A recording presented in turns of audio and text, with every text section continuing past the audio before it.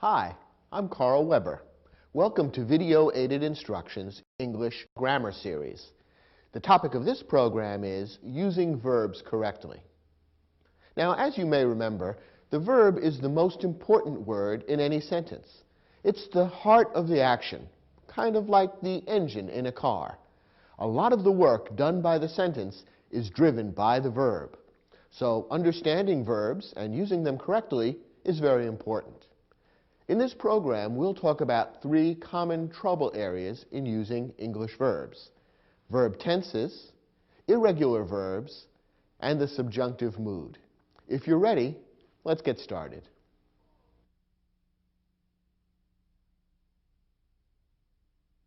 Verb tenses define the time when an action occurs. They're constructed mainly from two components. First, the principal parts of the verb, and, in some cases, helping verbs. Now, there are four principal parts of any verb in English. These four principal parts are the infinitive, the present participle, the past, and the past participle. Let's take a moment to look at each of these a bit more closely. First, the infinitive. The infinitive is the basic form of the verb. Take a verb like to cook. The infinitive is cook, and the basic form of the verb is the same, cook. The present participle ends in the letters ing. As you'll see, the present participle of any verb is always used with a helping verb, which is a form of the verb to be. Take the verb to cook again. The present participle would be cooking, and it would always be used with a helping verb that's a form of the verb to be. For example, you might say, I was cooking breakfast when the telephone rang.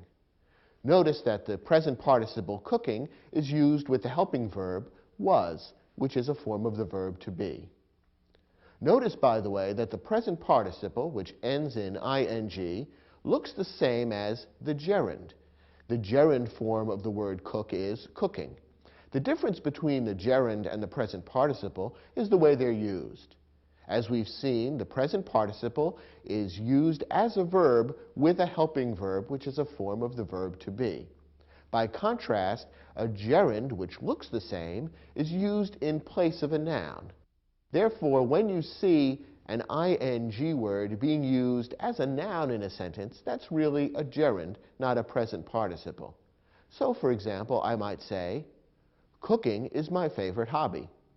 Here we have the word cooking, which looks the same as the present participle, both end in ing, but in this sentence, cooking is a gerund, because it's being used in the same way that a noun would be used. Cooking is my favorite hobby. In that sentence, cooking is the subject of the sentence. It's the subject of the verb is. And remember, the subject of a verb would always be a noun or a pronoun. Since cooking is being used as a noun in that sentence, it's a gerund, not a present participle. The third principal part of any verb is the past. With most verbs, the past ends in ed, and that's the case with the verb to cook. The past form of the verb to cook is cooked. You might say, I cooked breakfast for my sister yesterday morning. And there we're using the past form of the verb ending in ed. And the fourth and final principal part is the past participle. Now, with most verbs, the past participle looks just the same as the past. It also ends in ed. What's the difference? Well, the difference, again, is the way it's used. The past participle is always used with a helping verb, which is a form of the verb to have. So, for example, the past participle of to cook is cooked, but it would be used with a helping verb, such as have cooked. I have cooked breakfast for my family many times. That's an example of how the past participle would be used, with a helping verb, which is a form of the verb to have. These, then, are the four principal parts of any verb: the infinitive, the present participle, the past, and the past participle. And these four principal parts are combined in various ways to create verb tenses. Now, there are many verb tenses in English, but the six most important are the ones we're going to present to you now. Let's begin with the present tense. The present tense is used to describe action that's happening now. It's formed using the basic form of the verb.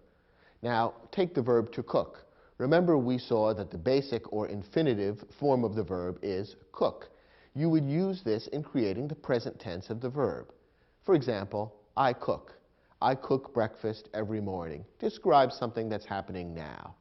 Notice that with certain subjects, you add an S to the end of the basic form. So you would say, he cooks. He cooks breakfast for his wife every morning. Both of these would be forms of the present tense. The second tense to know is the past tense. The past tense describes action happening in the past. Anytime you're talking about something that happened before now, you would use the past tense. And the past tense is formed from the past form of the verb. Remember that with most verbs, the past form is created by adding ed to the basic form of the verb. And that's the way it is with the verb to cook. He cooked dinner last night. We're describing now something that happened in the past, not now, but at a time sometime before now, namely last night. So we would use the past form of the verb ending in ed. The third tense is the future tense. The future tense describes action happening in the future. Now, the future tense is created by using the basic form of the verb and preceding it with the helping verb will. Therefore, if we were describing something that's going to happen tomorrow, let's say, we would create the proper verb by using the helping verb will and adding that to the basic form of the verb, the infinitive. So the future tense of cook would be will cook, and we might say, he will cook dinner for us tomorrow. We're using the future tense because we're describing something that will happen in the future, namely tomorrow. And we use the basic form of the verb, cook, and precede it with a helping verb, will. Now, the fourth tense is called the present perfect tense. And here's where the tenses begin to get a little more complicated. The present perfect tense is used to describe action happening in the past up to the present. If this sounds a little confusing, with a little experience and some practice in reading and using this verb, you'll begin to understand how it's used. Now, the present perfect tense is formed by taking the past participle and putting in front of it the present tense of the verb to have. How does this work? Well, let's take the verb to cook again. What's the past participle of the verb to cook? Well, remember, the past participle is usually formed by adding ed, so the past participle is cooked. Now, the present tense of the verb to have would be, for example, he has. He has is the present tense of the verb to have. When we put that in front of the past participle, we have the present perfect tense. So the present perfect tense of the verb to cook would be, he has cooked. Now, remember, we said that the present perfect is used for actions in the past up to the present. So how might you use he has cooked in a sentence? Well, how about this? He has cooked breakfast for his family every day for the last year. Think about what this sentence is saying. It's talking about someone who has cooked breakfast for his family every day for the past year up to and including today. It's describing action happening in the past right up to the present. Not action that was completed and finished sometime in the past, but rather action that's continuing right up to now. When we say he has cooked breakfast every day, we're saying that he continues to do so right up until today. And that's a perfect example of how the present perfect tense would be used. The fifth important tense is the past perfect tense. This is used to describe action happening in the past before some other past action, which would usually be described in the past tense. Remember that the past tense is used for action happening in the past. When you're describing action happening even earlier than a past tense action, you would use the past perfect tense. And we'll see an example in a moment. Now, the past perfect tense is formed by taking the past participle and putting in front of it a verb which is the past tense of the verb to have. Let's use the verb cook again. Remember that the past participle is cooked. Now, if we want to take the past tense of the verb to have, we might say something like, he had. That's the past tense of the verb to have. And when we tack on the past participle afterwards, we have, he had cooked. Now remember, the past perfect tense is used for past actions occurring prior to other past actions. So, for example, we could use the words, he had cooked, in a sentence like this one. He had cooked dinner when suddenly the doorbell rang. Now notice what's happening in this sentence. We're told about two events that happened in the past, the ringing of the doorbell and the cooking of the dinner. Now, which came first? Well, we're told in this sentence that the cooking of the dinner came before the ringing of the doorbell. So the ringing of the doorbell is described in the past tense, while the past perfect tense is used for the cooking of the dinner. Remember, the past perfect tense describes action happening in the past before some past tense action. So the sentence correctly says, he had cooked dinner when suddenly the doorbell rang. The correct sequence of events is clearly explained by the two different tenses that are used in that sentence. Now, the sixth and final basic tense in English is the future perfect tense. This is used to describe action happening in the future before some other action, which is usually described using the future tense. The future perfect tense is created by using the past participle preceded by the future tense form of the verb to have. Now, the future tense of the verb to have is formed with the words will have. So when we take the words will have and follow them by the past participle, we end up with the future perfect tense. Now, once again, for the verb to cook, the past participle is cooked. So the future perfect tense would be formed by using will have followed by cooked. For example, he will have cooked. How would we use this in a sentence? Well, remember, the future perfect tense is used to describe some future event happening before some other future event. Let's look at this example. He will cook dinner tomorrow night, and then he will have cooked dinner every night for a week. Notice what's happening in this sentence. Tomorrow, we're told, he will cook dinner, and when he does that, he will have cooked dinner every night for a week. The action of cooking tomorrow's dinner is taking place in the future tense. He will have cooked dinner every night for a week describes action taken prior to the cooking of tomorrow's dinner. So there's an example of how the future perfect tense is used. Of the 6 basic tenses in English, the future perfect tense is the one that's used least often. Now, how can you be sure that you're using these 6 different forms of English verbs correctly? Here's a tip on using verb tenses properly. The most important thing is to make sure that the tenses you choose match the time of the action and show how different actions are related to one another in time. This means that when 2 actions occur at the same time, they should normally be described using the same verb tense. When 2 actions occur at different times, the verb tenses should show which occurred first and which occurred later. Let's look at a couple of sample sentences that illustrate how this works. Before I cooked dinner, I had walked to the supermarket. In this sentence, 2 actions are described, cooking dinner and walking to the supermarket. What's the sequence of events? Which happened first, which happened later? Well, the first thing that I did was walking to the supermarket. The second thing was cooking dinner. Both are past events, so the proper way to show the time sequence here is to put one event in the past and the event that happened before that in the past perfect tense. And that's done correctly in this sentence. I cooked dinner is in the past tense. I had walked to the supermarket is in the past perfect tense. And that shows that that event happened before the cooking of the dinner. Here's another example. After Miguel sings a song, Annalisa will dance for us. Once again, there are 2 events described in this sentence, Miguel singing and Annalisa dancing.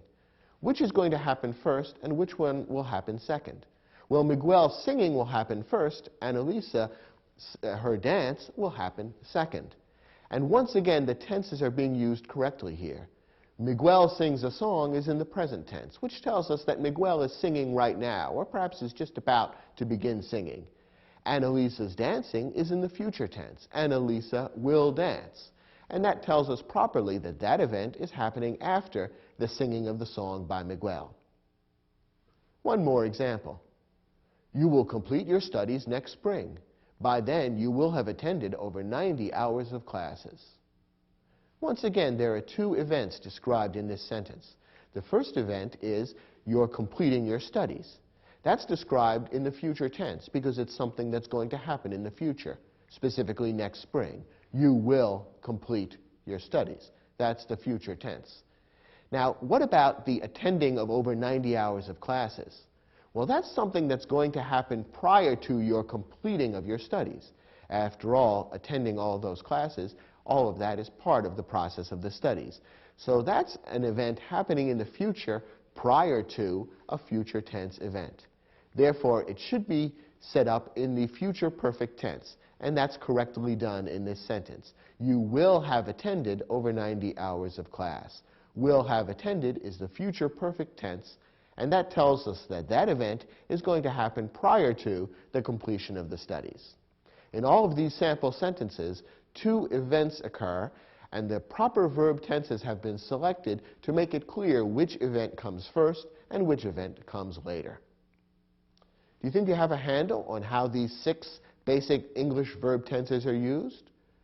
Good. Turn to your study guide. You'll see we've created an exercise that will give you a chance to practice your understanding of how to use verb tenses to indicate the time when an action occurs. Try your hand at the exercise, and when you're finished, come back and we'll look at the questions together.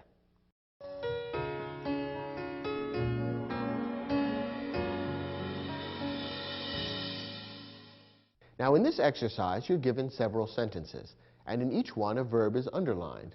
Your job is to figure out the time when the action described by the verb is taking place, and to use cues in the sentence to help you figure out whether the proper tense has been used.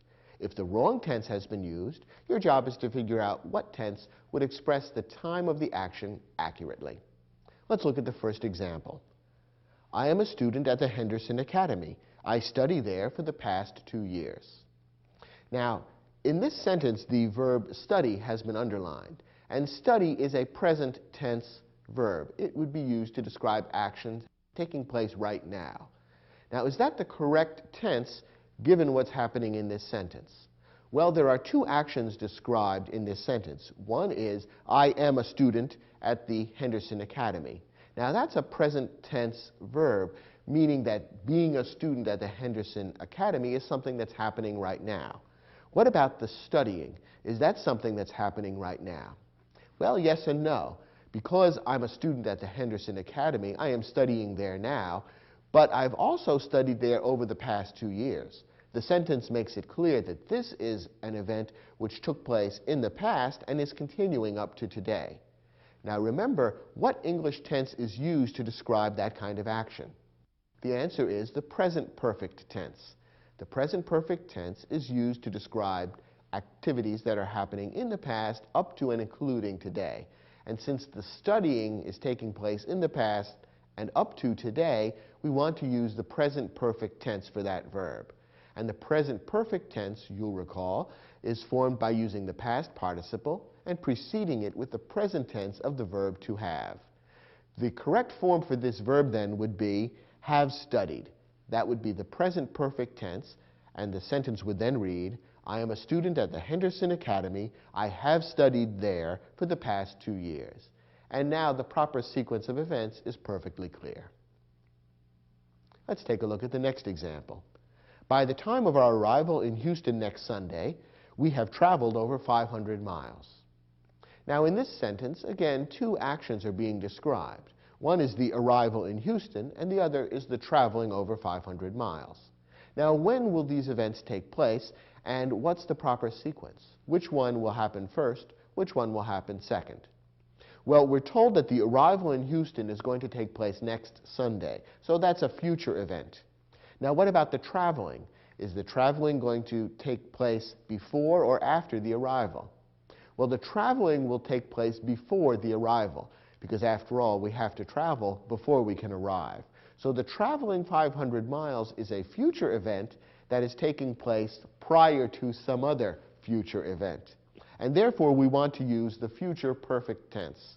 And remember, the future perfect tense is formed by using will have as the helping verbs. So the proper form for this underlined verb would be will have traveled. And the sentence would then read, by the time of our arrival in Houston next Sunday, we will have traveled over 500 miles. And that lays out the sequence of the two events in this sentence quite clearly. Next example. Before he sprained his ankle, Charles exercises in the weight room 3 times a week. Once again, there are two events in this sentence. Charles sprained his ankle. That's a past tense event. That means it happened in the past. Now, before that, something else happened, namely Charles exercising in the weight room 3 times a week. What's the best tense to use to describe a past event happening prior to some other past event? The past perfect would be the best tense to use in that circumstance. So the right way to phrase the verb exercises would be had exercised. That's the past perfect form of the verb. And the sentence would then read, before he sprained his ankle, Charles had exercised in the weight room 3 times a week. Next, when she applied for her job at the airline, Diane stated that she had served in the U.S. Air Force. Now, we actually have 3 different events or activities in this sentence. She applied for her job at the airline. That's one event, and that's taking place in the past.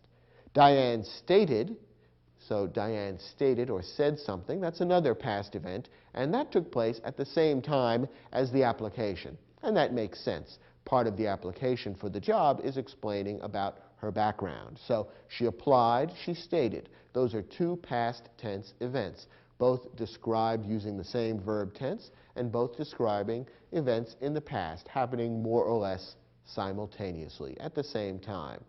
And then we have the third event, that she had served in the U.S. Air Force. Now, serving in the U.S. Air Force also happened in the past. Did it happen at the same time as the application and the statement? No, it happened before. She applied for the job at the airline, but before that, she had served in the U.S. Air Force. So the proper tense to use there would be the past perfect tense. Because remember, the past perfect tense is used to describe a past event happening before another past event. Now, is the past perfect tense used in this sentence? Yes, it is. Had served is the past perfect tense. So this particular sentence is perfectly correct. All the verbs used here are properly used, and they lay out quite clearly what the sequence of events is in this sentence. Next example. Last month, Luis has captured his 3rd consecutive championship in a college swim meet. Now, what's the timing of the event that's happening in this sentence? Well, we're told that it happened last month, so we can see that this is a past event being described. Now, what verb tense is being used here? What form of the verb is being used in the underlined verb? It says has captured. Now, has captured is the present perfect tense. Remember, the present perfect tense is uses the past participle, captured, together with the present tense of the verb to have. So here the present perfect tense is being used. Is that the correct tense to use in this sentence? Remember that the present perfect tense is used to describe past events extending up to today. Now, is the capturing of the championship by Luis, is that a past event continuing up to today? Not really. He captured the championship in the college swim meet last month. It happened then, and it was completed then. Therefore, this is simply a past action, not the kind of action that should be described in the present perfect tense. Instead of the present perfect tense, the simple past tense ought to be used. So the sentence should read, last month, Luis captured his 3rd consecutive championship in a college swim meet. Because the event took place in the past and was completed in the past, the simple past tense ought to be used, and that would be captured.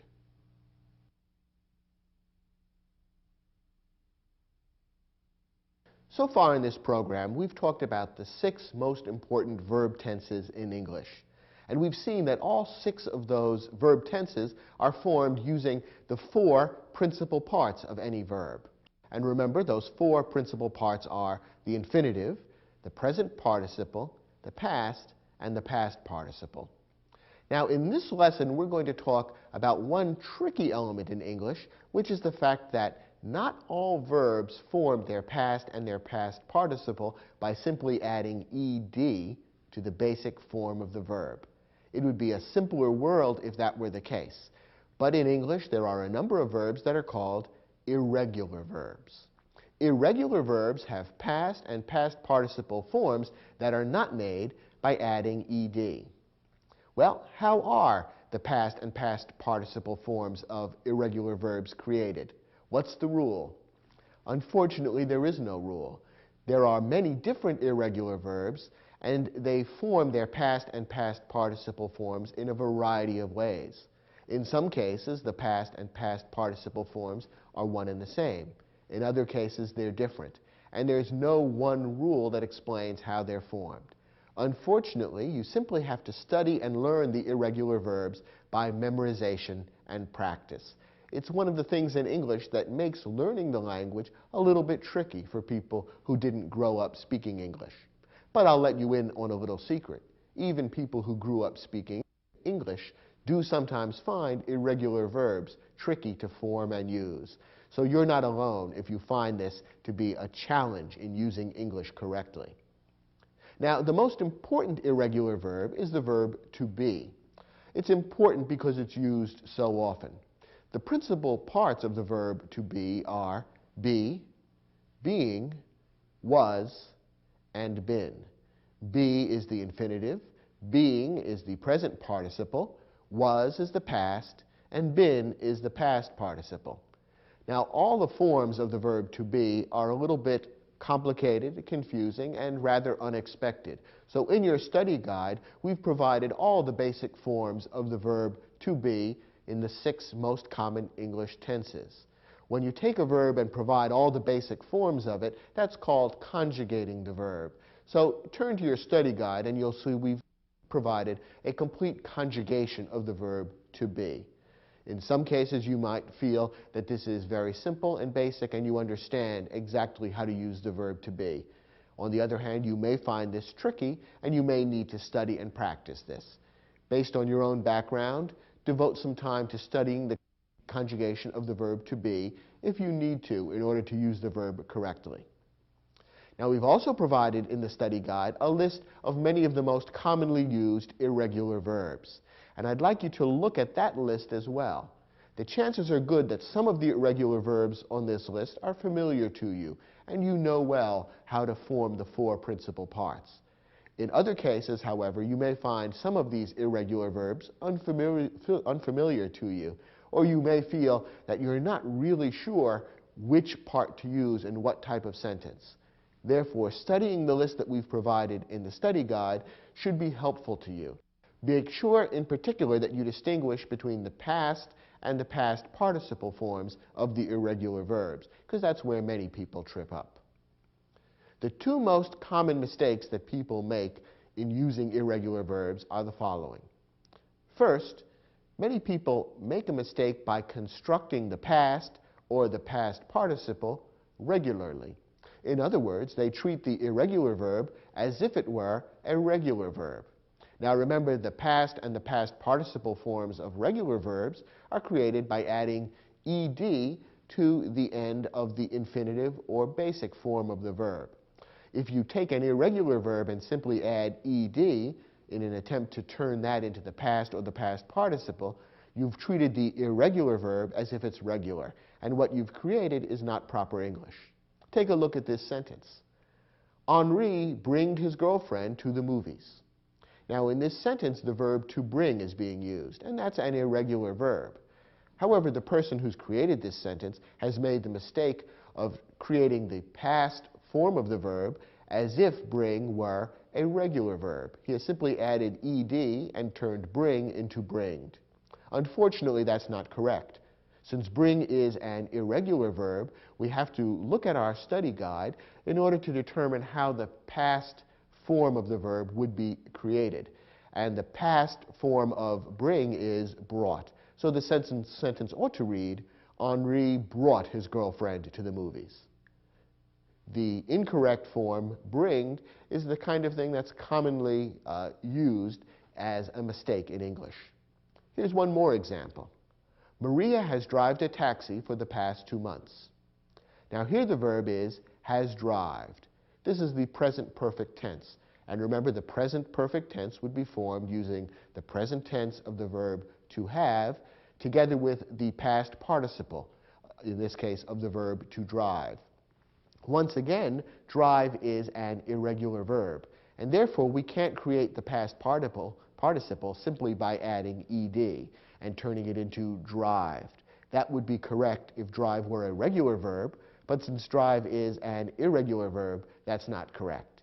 Instead, we have to figure out how the past participle of drive is actually formed. And as you can see in your study guide, the past participle of drive is driven. And that would be the form of the verb that you would use with the helping verb to have.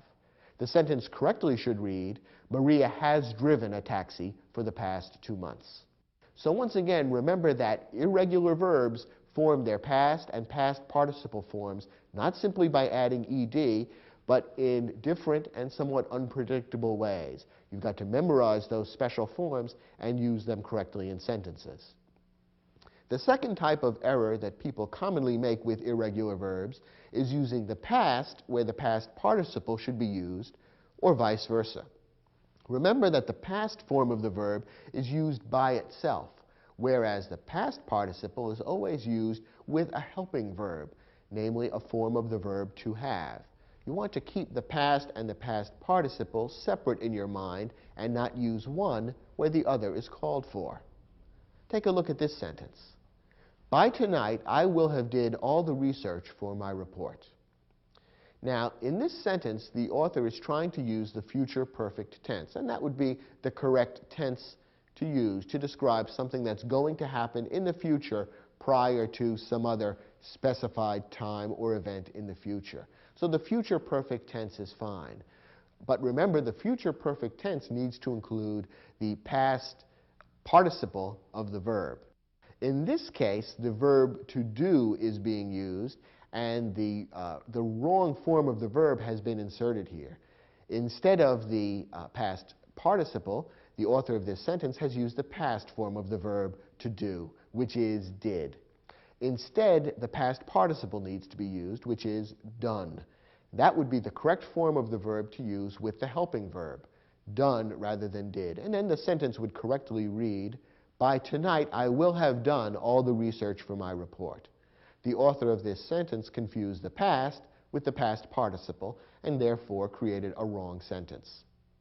One more example. Juanita done her exercises before going to work. Once again, the verb to do is being used. Now, in this case, the past tense ought to be used because we're describing something that Juanita did in the past. Now, the past form of to do is did. The author of this sentence hasn't used the past. Instead, the author has mistakenly used the past participle done. So again, the sentence is incorrect because of a confusion between the past and the past participle. The sentence ought to read, Juanita did her exercises before going to work. Finally, one other special complication that is worthy of your noting and studying.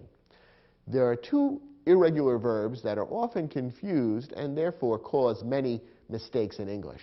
These two irregular verbs are lie and lay. Let's take a look at the difference.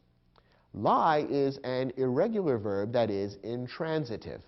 Remember, an intransitive verb is a verb that takes no direct object.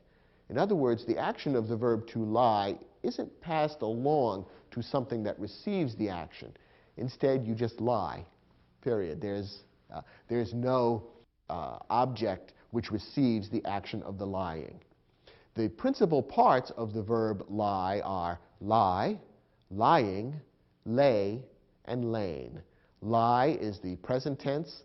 Lying is the present participle. Lay is the past, and lain is the past participle. So lain is a form of the verb that would always be used with a helping verb. Therefore, for example, look at the following sentence. I will lie on the sofa. Here we're using the verb to lie because it is used intransitively. There is no direct object. I am not lying something, I am just lying. I will lie on the sofa. So the verb lie is being used correctly here. By contrast, lay is an irregular verb that is transitive. In other words, it always takes a direct object. When you lay, you have to lay something. You lay something, and therefore there is something in the sentence that will receive the action of the laying. It's a transitive verb. It has a different meaning, although it's clearly related to the verb lie, and therefore the verb to be used in this type of sentence would be a different verb, which is formed differently. Now, the principal parts of the verb to lay are lay, laying, laid, and laid. Notice that in the case of the verb to lay, the past and past participle happen to be the same. Laid and laid do not appear as principal parts of the verb to lie. Instead, lay and lain are the past and the past participle, respectively. So all these words which sound somewhat similar have very distinct meanings and distinct uses and need to be distinguished carefully. Take a look at this sentence. I will lay my books on the table. Is this the verb to lie or to lay? It's the verb to lay, and it's being used correctly here because it is being used transitively. That is, there is a direct object which is receiving the action of the laying. Something is getting laid, namely the books. The books are being laid on the table. Whereas the verb to lie does not take an object, the verb to lay does. And therefore, to lay is being used correctly in this sentence. So you need to always remember the difference between the verb to lie and the verb to lay, and then be sure that you use the correct principal part of each of these verbs whenever you're using one of them in a sentence.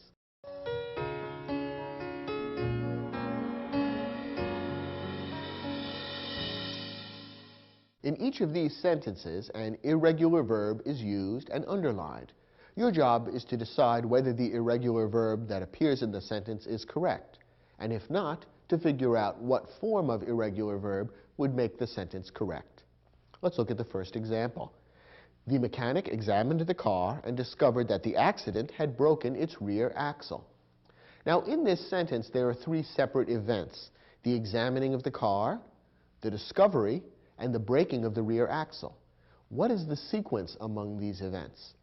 Well, the examining of the car and the discovery are both past events. They happened at some time in the past, and they happened at around the same time. In fact, it is while examining the car that the mechanic made the discovery. So those two events are both past events which should be described in the same tense. And that, in fact, is what the sentence does. The past tense is used for both of those events. Now, what about the breaking of the axle? When did that occur? Well, that also occurred in the past, but it occurred prior to the examining and the discovery. In fact, it's because the axle was broken that the driver brought the car to the mechanic in the first place. So the breaking of the axle is a past event that occurred prior to a couple of past tense events. Therefore, the breaking of the axle should be described using the past perfect tense. And that's what the author of this sentence is trying to do. It says the accident had broken its rear axle. Remember that the past perfect tense is formed by using the helping verb had and then the past participle of the verb. Now here comes the crucial question. For the irregular verb break, is broken the past participle? In other words, is this irregular verb correct? The answer is yes, it is correct. If you look on your chart in the study guide, you can see that for the irregular verb break, the four principal parts are break, breaking, broke, and broken. So broke would be the past form, which would be used by itself. Broken is the past participle, which is always used with a helping verb, as it is used here, and therefore this sentence and this verb are both perfectly correct. Next example.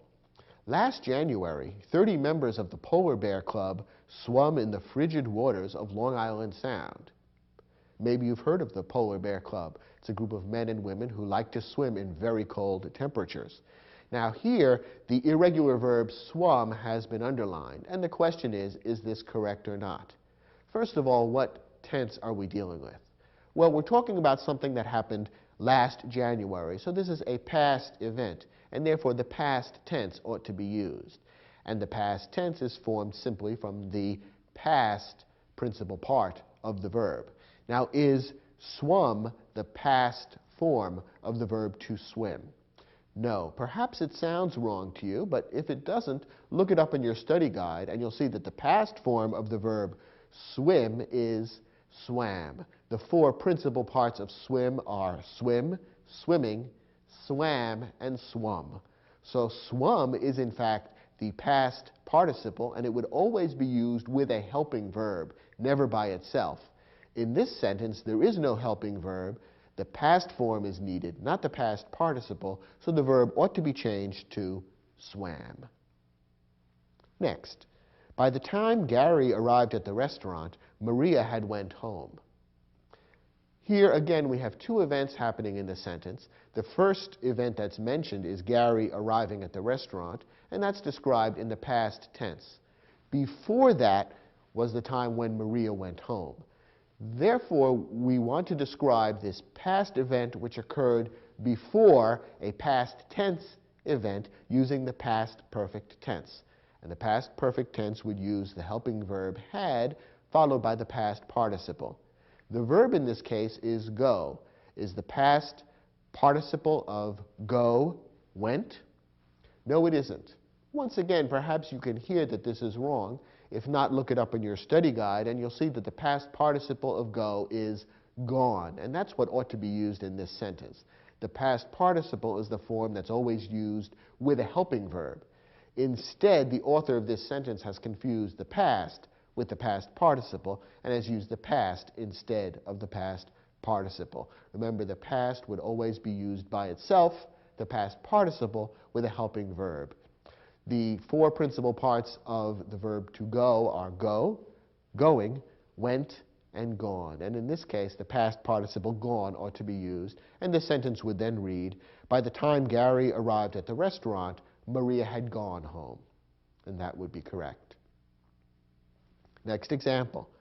With a triumphant grin, Sam laid his cards face up on the table and declared, 3 kings. So Sam has won this card game, but has the proper irregular verb been used? Well, let's begin by figuring out which of those two tricky irregular verbs would be proper in this sentence. Do we want the verb to lie or the verb to lay?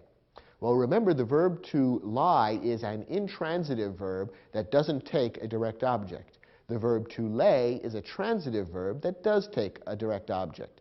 In this sentence, is there a direct object or not? Is something receiving the action of the laying? Yes, there is a direct object. It's the cards. Sam is laying the cards on the table. Therefore, there is a direct object, and we want the transitive verb to lay. Now, what tense is being used here? In this case, the past tense is intended because the laying and the declaring are happening at the same time. Sam is doing both of these events in the past. They're happening simultaneously, and therefore the past tense ought to be used for both. Now, the regular verb declare has been presented to us in the past tense, which is correct, declared, but we need the past form of the verb to lay, which is not lain, but rather laid. Remember, the four principal parts of the verb to lay are lay, laying, laid, and laid. Instead, the author of this sentence has confused the verb to lie and to lay. We warn you that this is a very common confusion, and this sentence would be a typical example of how people use the wrong verb and thereby confuse both the meaning and the grammar. The sentence ought to read, with a triumphant grin, Sam laid his cards face up on the table and declared 3 kings. Next example. The famous Boys Choir of Harlem has sung in concert halls throughout the United States. What's being described here is a past action taking place up to and including the present. The singing by the Boys Choir of Harlem is something that has happened in the past and continues to happen today. So the present perfect tense is being used here, and that's formed by the verb has, helping verb, together with the past participle. Now, is sung the past participle of the verb to sing? And the answer is yes. This is perfectly correct. The four principal parts of sing are sing, singing, sang, and sung. Sang is the past form and would be used without a helping verb. Sung is the past participle and would always be used, as it is here, with a helping verb. So this sentence is perfectly correct. Did you get all 5 of these sentences right? If you did, good for you.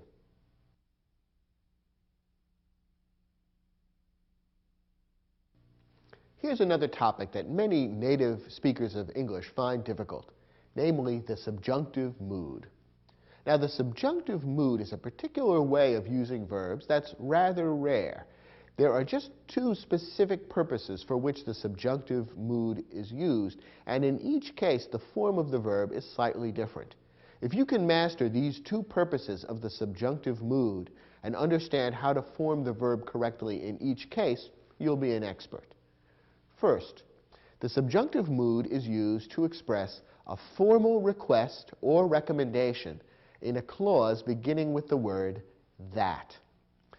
In this circumstance, the subjunctive mood of the verb is formed just the same way as the infinitive or basic form of the verb.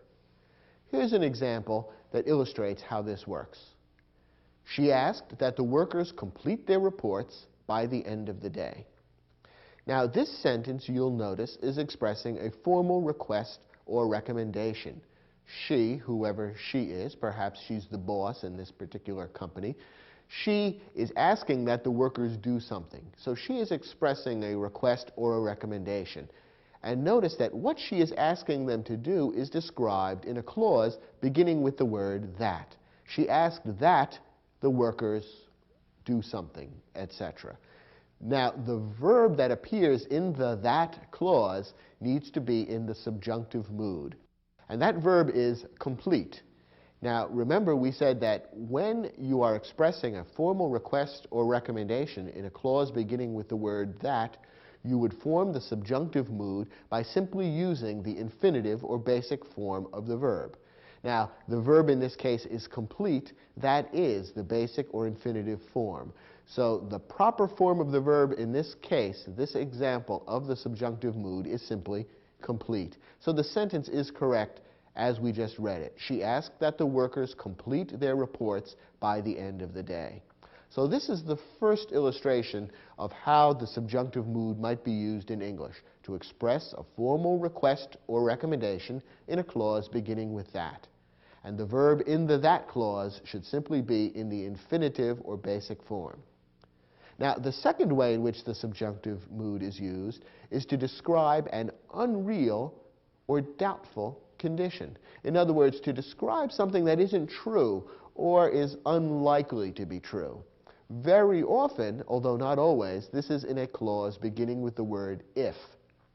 Now, there are 2 possible ways to form the subjunctive mood of the verb under these conditions when we're describing an unreal or doubtful condition.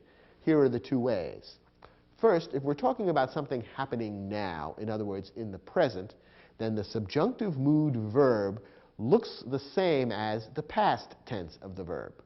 Okay, so if we're describing something happening now in the present, the subjunctive verb looks the same as the past. On the other hand, if we're describing something happening in the past, then the subjunctive mood verb looks the same as the past perfect. Remember, the past perfect is formed with the helping verb had and the past participle. Are you a little confused? Don't be. Here are a couple of examples that will help make this clear. Remember, we're talking about describing an unreal or doubtful condition, very often in a clause that begins with the word if. Here's an example. If I had $1 million, I would travel around the world. Now, there are 2 clauses in this sentence. If I had $1 million and I would travel around the world. The second one is describing what I would do if the first clause were true.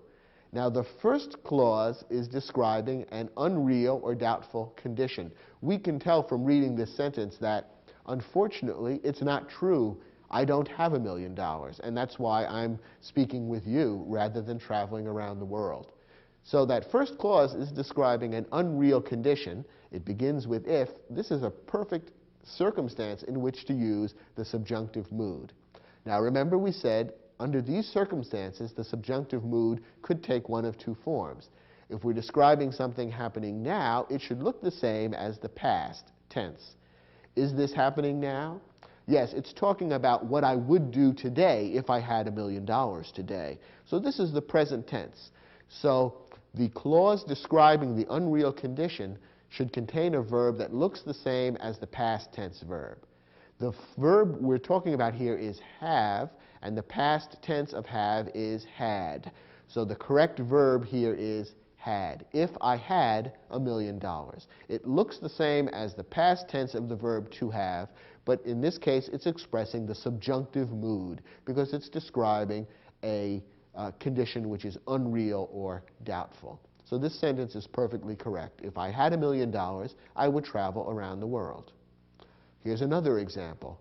If he had left the starting block faster, he would have won the race. Once again, we have two clauses here. The second one describes what would have happened. He would have won the race if he had left the starting block faster.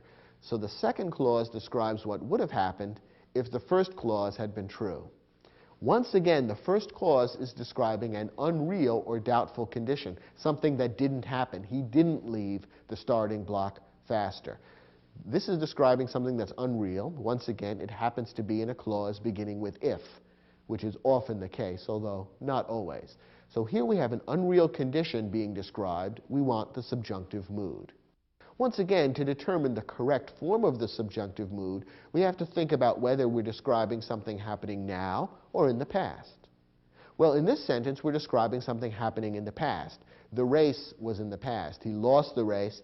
He might have won if he had left the starting block faster. So we're talking about something happening in the past.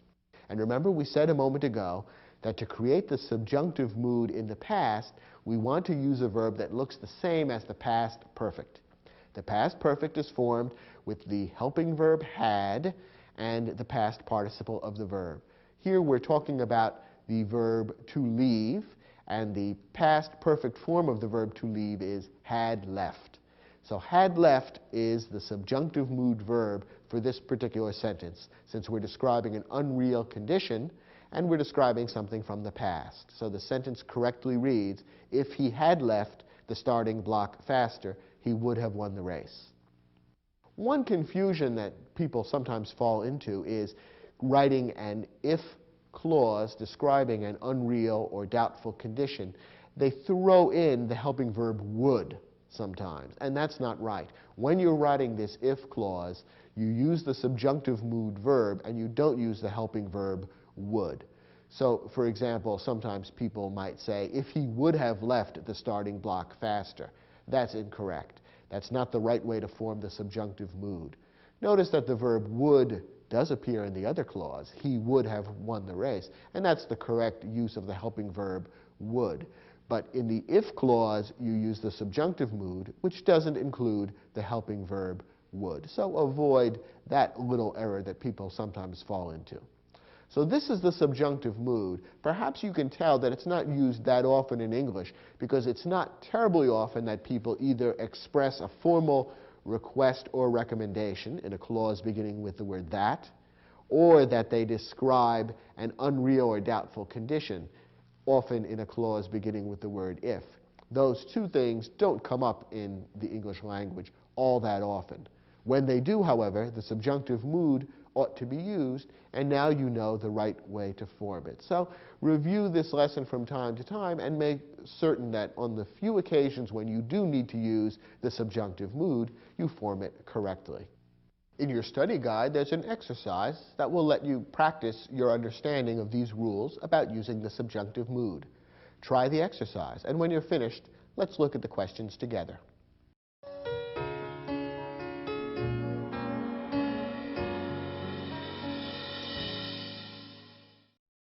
in this exercise, you're given several sentences which require a verb in the subjunctive mood. At the end of the sentence, we've suggested what verb ought to be included in the sentence, and your job is to decide how to form the subjunctive mood correctly given the nature of the sentence. Let's take a look at these examples and see the right way to use the subjunctive mood in each case.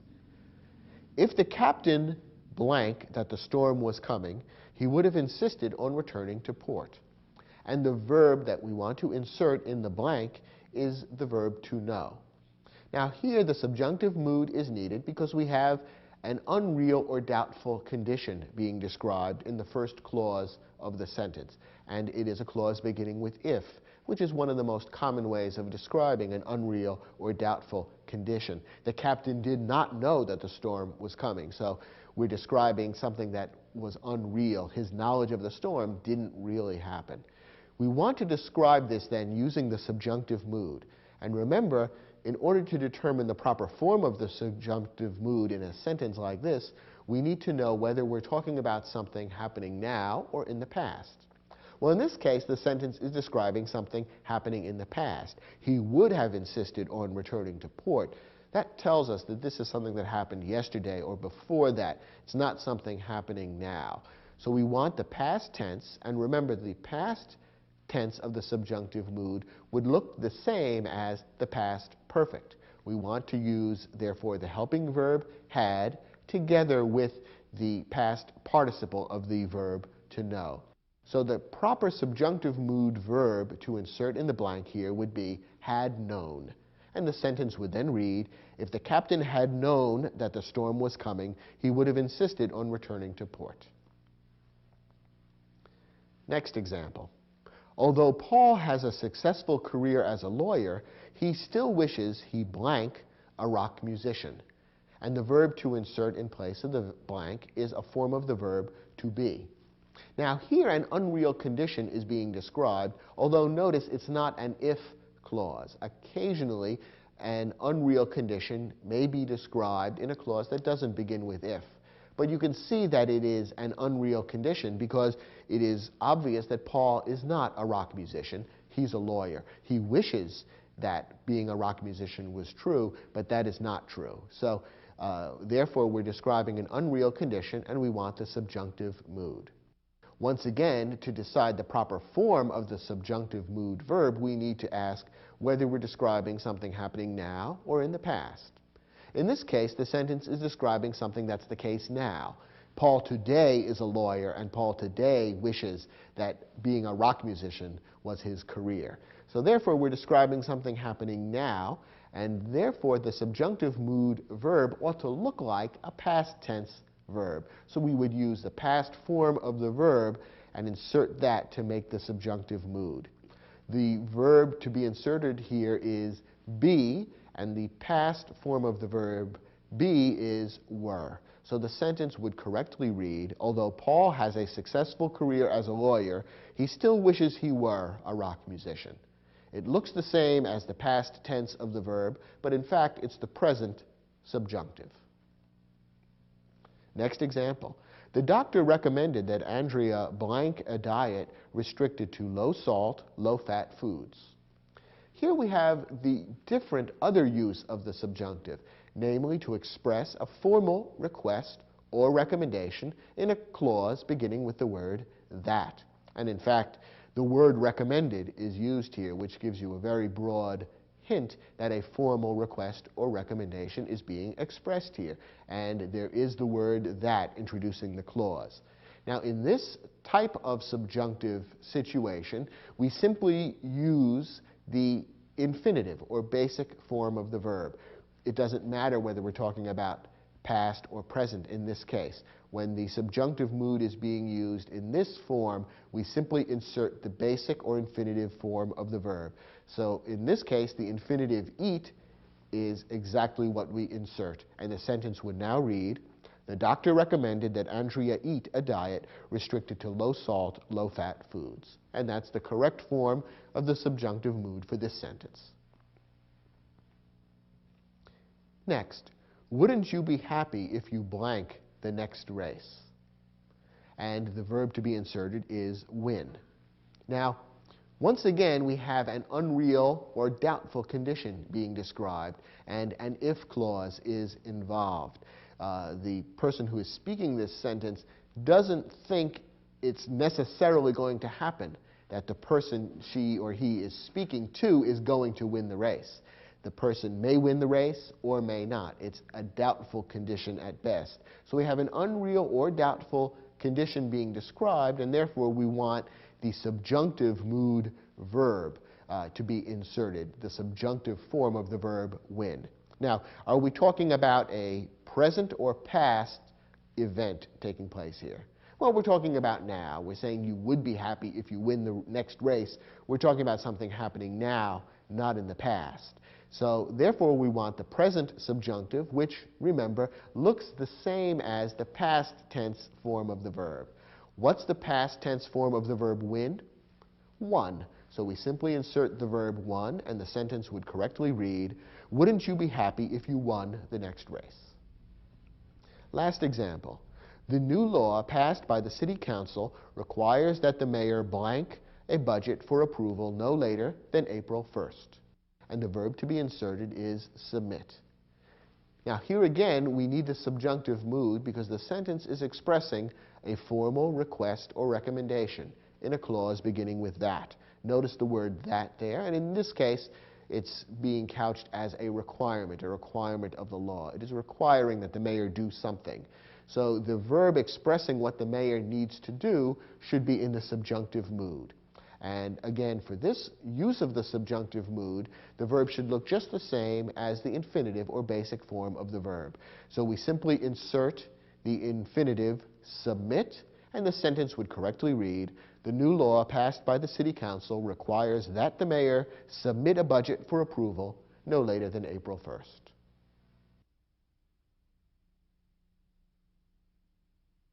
Well, the topics we've covered in this program really cover a broad range. Some of them are rather basic, such as how to form the 6 basic verb tenses that are most commonly used in English. But others were quite advanced, such as how and when to use the subjunctive mood correctly in English sentences. If you master all the verb topics that we cover in this program, you can consider yourself quite an expert in the use of English verbs. And the chances are good that you'll be able to avoid mistakes in using verbs that many native speakers of English continue to make. I hope you enjoyed this program and got a lot of useful information out of it, and I'll look forward to speaking with you about other English topics on other programs in this series.